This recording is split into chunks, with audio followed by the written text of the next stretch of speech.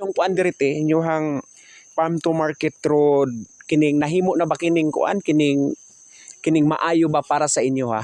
Nga mo'y lugar dito na mo'y uma.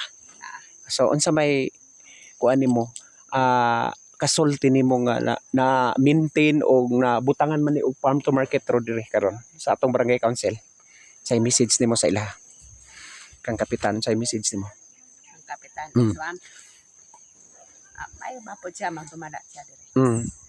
Di nakauyon pod bisi ang mga pamaagi. Nagbuhat na magid siya kasada diri. Kung sa mga request ang mga tao, ito man niya. So, may pod ang iyang pagdagan. Padagan diri sa mga sitio diri.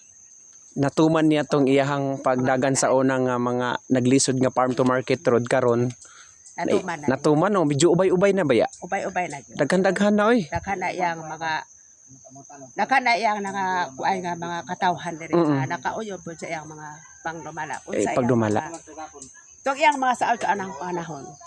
So natuman na gyud yan. Ubay-ubay na gyud ang iyang mga padagan. Medyo ubay-ubay na pud bitaw. Ubay-ubay na iyang mga padagan sa mga katawhan nila. Mga padian ang mga marketing goma. Ana man po siya project nga goma. So murag matuman man gyud niya nakaperma naman ang labi na ang farm to market road.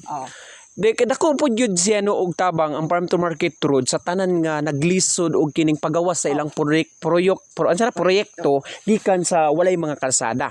Kay katong mga hinaing ni bitaw nila sa unang panahon nga pila ka years na karon na namang gyud mga farm to market kay na witnessan nako niti ha ang Santo Niño, ang Magwawa. Ana pod to. Og ang Kibangay og ang kining basta daghan pa gyud.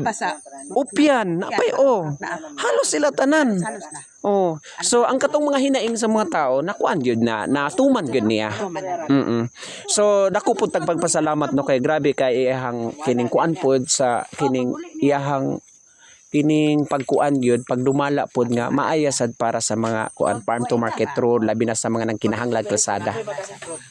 Pasada pa karon na halan ng kasada nato sa pod nga di nalipay pod. So unsa may maistorya nimo karon kay Kap o sa ato ang barangay council? May mapod siya madalas mga tao. Wala mapod wala mapod masupak pod. May mapod ang iyang pagdumala. Panahon magpatabag siya ang mga biting na mapod ang mga tao tuman mapod ang mga tao siya. Ora na ang among kasulti sa iya ha ang iyang mga pangandoy. Ato man jud. Ay sa pagsupak. So salamat daghan kay salamat sa message nga kini ako ba ning i-post sa Team Swam okay ra ang message nimo?